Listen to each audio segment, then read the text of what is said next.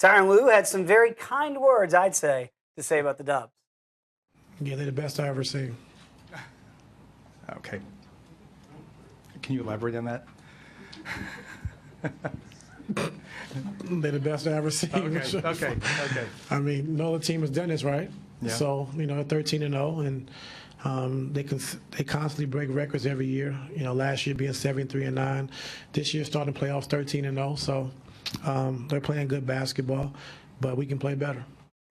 Whoa, high praise, Tim Doyle. I'd say from Ty Lue to the Golden State Warriors, he says best I've ever seen. Are they the best you've ever seen? Well, it's interesting that he says that, right? Last year he was the head coach, knocked off the Warriors. So what does that make us? And now all of a sudden it builds in a sort of kind of an excuse. But when he said this, my first thought was, they're not the best he's ever seen. They're not the best I've ever seen. Ty Lue entered the NBA in 1998, so he never played against the 95-96 Chicago Bulls, which won 72 games. Let's take a look at the matchups. All right, let's break it go down. position by position. Whoa. Sure, Steph Curry is going to put up the elaborate scoring numbers here, but Ron Harper is a guy who is a great athlete, fantastic defender, and he understands his role. No doubt, but this is knee injury, Ron Harper. This is post-Cleveland Cavaliers when he was explosive early in his career. Now he's just a floor general at this stage. But at 6'6", his height, I think, is going to give Steph some difficult looks. Wow. Obviously, Steph's the better player. You're going to go edge point guard here. But Ron Harper's old school. He's going to make him earn it each and every time down the floor. All right. Let's go to shooting guard. Clay's a great shooting guard, Come one on. of the best defenders. Cavs only made one field goal against Clay in game number 1.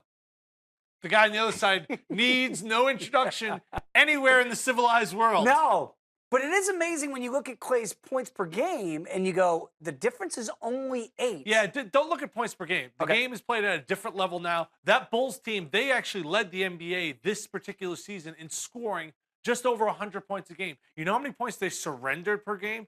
92. And when they got into the playoffs, 86 points a game the Locked you Bulls down. gave up during that year. So, yeah, you go offense for offense here. Obviously, Golden State's probably the more talented team, but the Bulls were so dynamic. And as we get into the forward positions, this is where I'm going to be able to show I start off with the small forwards, and you tell me how this compares with Scottie Pippen against KD. Wow, heavyweight matchup. No doubt about it. I mean, Durant was great in game number 1, but the defense was awful. They Yeah. didn't stop the ball. They got out of his way. I mean, he just had dunk after dunk, 6 of them to be exact in the first half. And Scottie Pippen, you want to talk about versatility. He'll lock you down. The Robin to, obviously, MJ's Batman. He could do so many different things on the floor. He expanded his offensive game as he came out of Central Arkansas. If you told him his primary job is to lock up Kevin Durant, this would be one you'd have to see. Power forward position here. And again, we're not going to have a center on this list, and this really amounts to the center position, right?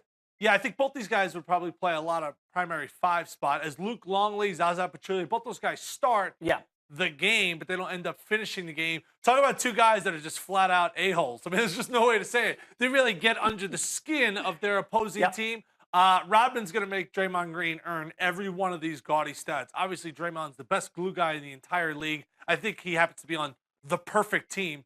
But Dennis Rodman, sure, he may be matched up with Draymond Green on this matchup.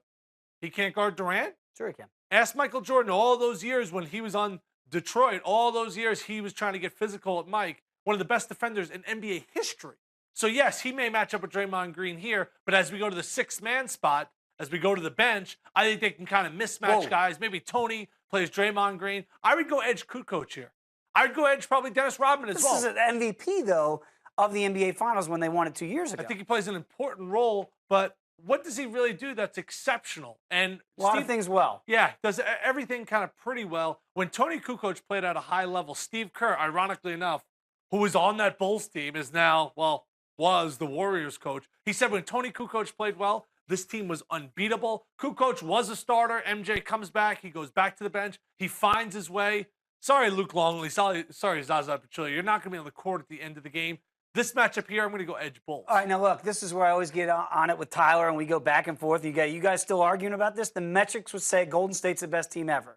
But you're picking this 95-96 Bulls team because I say you can't measure everything just by metrics. Why would you pick this team to beat the current Golden State Warriors I think team? that's a great question. And this is kind of the fun of this debate of who's the greatest player of all time. Sure. Can this team play in this era? I actually think you could just pick up that Bulls team as is and place them in this era, and they would be fine. I think that'd be a lot harder to do with, let's just say, Bird Celtics teams or Magic's Lakers teams. You know, you had Parrish, you had Kareem. Those guys weren't great moving side to side. I think defensively is what makes that Bulls team oh so special. And flip side, you know, you look at the metrics for the Warriors, very good defensively, you know, but the major edge is probably going to go to a guy who has a red uniform and his numbers are 2 and 3. That's what I think too. That kind of wills that team to victory.